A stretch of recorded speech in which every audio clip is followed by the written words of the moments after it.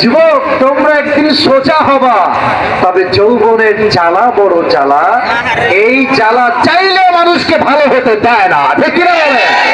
ছোট্ট একটা গল্প বলছি। একটা ব্যাঙ আর সাপ খুব বন্ধুত্ব, গলায় গলায় পেরে।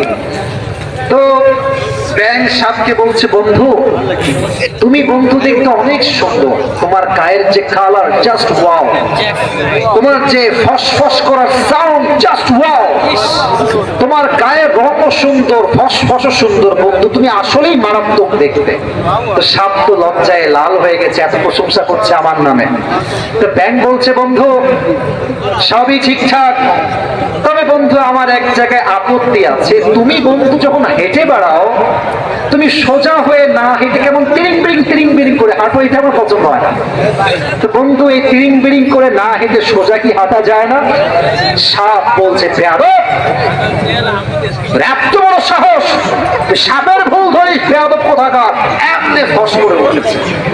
এখন ব্যাঙ বলছে, ওরে বন্ধু তুমি তো লোক সুবিধার না, এত প্রশংসা করলাম একটাও গায়ে লাগলো না, একটা বদনাম করলাম গা জ্বলে উঠলো বন্ধু। এক লাফ দিয়ে ব্যাঙ পড়ছে পুকুরের ভেতরে।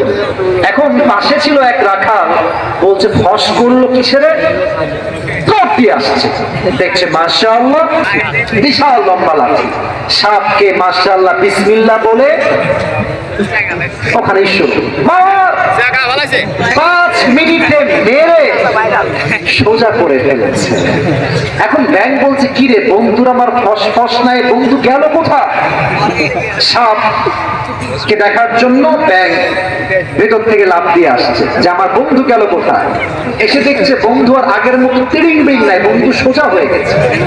তো কিরে আমার বন্ধু সোজা হইলো কেমনে? ব্যাঙ দৌড় দিয়ে আসছে, তো দেখছে যে বন্ধু আর জিন্দা নাই, বন্ধুর ফেনা মেনা বের হয়ে বন্ধু একদম সোজা হয়ে গেছে।